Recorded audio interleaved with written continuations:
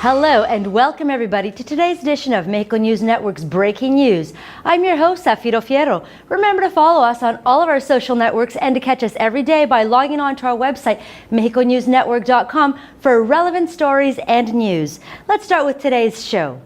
In the Yucatan Peninsula, the millenary practice of apiculture has been very important since the era of the Mayas. Nowadays, it's the first national place for bee honey production, and 11,000 Yucatan families do apiculture as a main source of income, as well as other jobs to make ends meet. In 2015, Mexico exported 42,000 tons of honey, breaking the record, being 15% more than the previous year. Yucatan provided 12,000 tons, Campeche 8,000, and Chiapas 5,000. Mexico is the world's third largest honey producer, Argentina and China being at the top. Maya Honey has been producing honey for almost 20 years now. They export almost all of their entire production to countries with high standards on organic product reception, such as Germany. This company was created in 1997 in Chiapas by a family with German roots, with the intention of integrating the beekeepers to a stable logistics and later having their project in Yucatan. Based on market studies and analysis on current commercial trends, the company focused more on Germany, which is their biggest market to date. To export, their priority was to better the quality in their processes and equipment. They invested on new stainless steel tanks and adapted their facilities to both Yucatan and Chiapas to homogenize lots of 20 tons and train their staff on the subject of quality and safety standards, as well as implementing good practices in food processing. This investment was well worth it and made all the difference.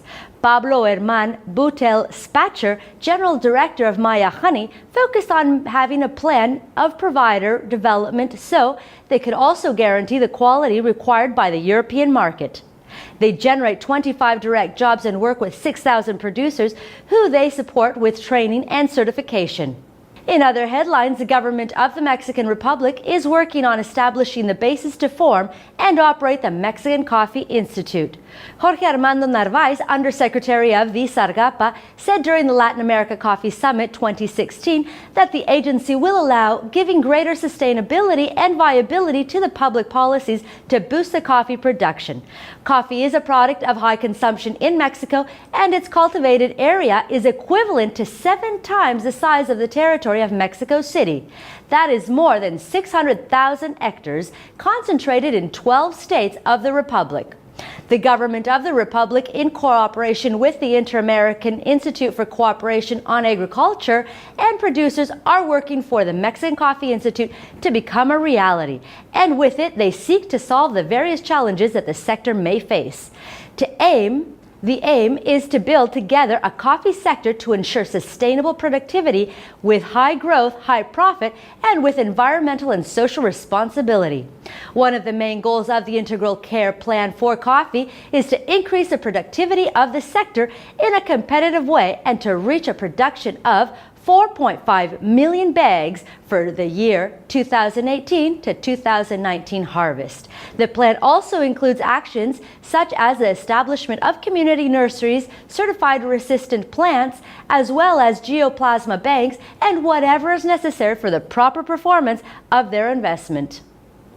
In other interesting news, currently in Mexico and Latin America, there are no unicorn companies, name given to those that are valued at over $1 billion, such as Google and Facebook at the time, or Uber, Airbnb, and Snapchat.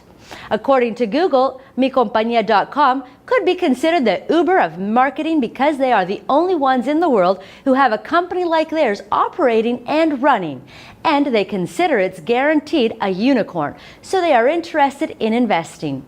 MiCompañía.com is a Mexican artificial intelligence platform that has a unique own and intelligent algorithm, which creates automatically without any human help a page to capture potential customers and internet sales for any business, profession, independent, artist, or any other type of product or service. In the absence of any human intervention, it offers much more affordable fees, so small and medium businesses that could not afford a marketing agency can now go to this startup for their advertisement needs and marketing their business. The artificial intelligence algorithm shoots ads on Google, Facebook, Twitter, Instagram, LinkedIn, and thousands of websites in real time, and then optimizes the means to distribute the budget of the business to that ad that generates more potential customers and sales.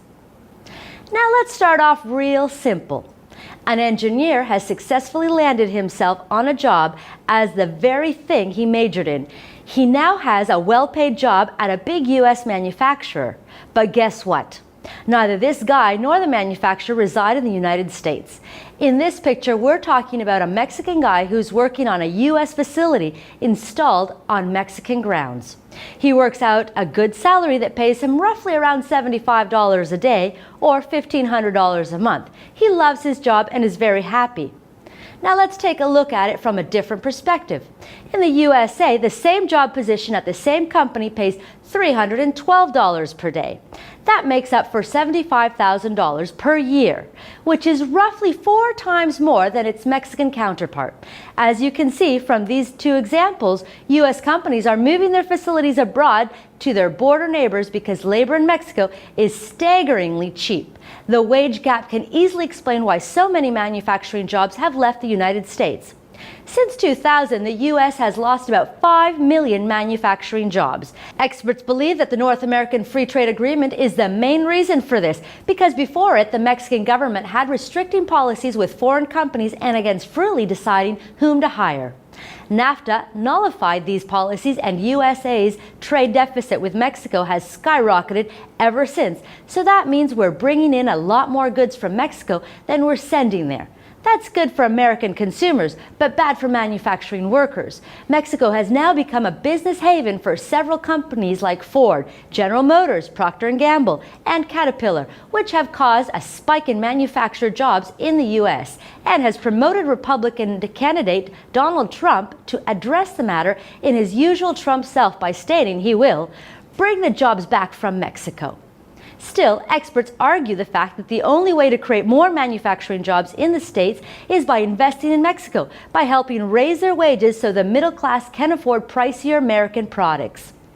After all, Mexicans traveling to the United States for shopping purposes is a fairly common practice among the middle and upper classes. Mexico's economy goes up, and we can have more stories of successful Mexicans making it big in U.S. companies.